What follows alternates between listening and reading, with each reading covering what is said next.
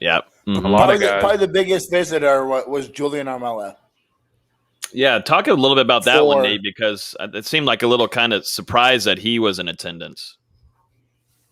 I think that it is surprising that he attended with the direction the recruitment had supposed to been going.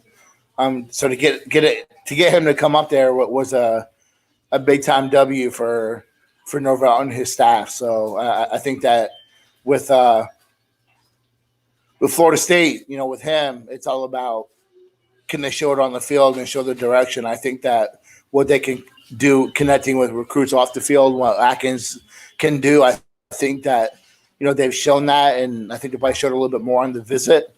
But, he's one of those recruits that, he wants to see that progression.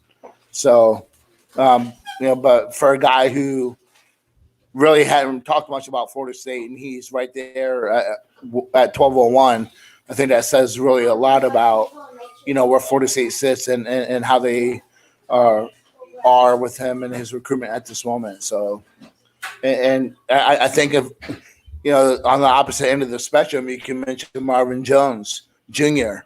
They needed to get him up there. So while he's probably been a little bit more than Julian, probably been a lot more than Julian Armella, you still would like to get, Marvin Jones Jr. there for that visit. Agree. And, sticking with Armella, I think him coming up for that visit on the open, or as the dead period was lifted, that really, at least in the eyes of FSU, I think that makes him a little bit more attainable. And really the next key to me is getting him for an official visit. He went to one on LSU last weekend.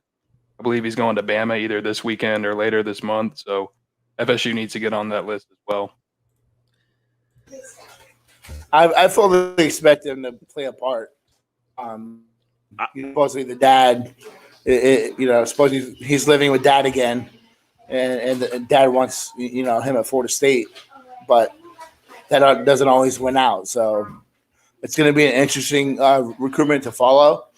So I think overall it was great.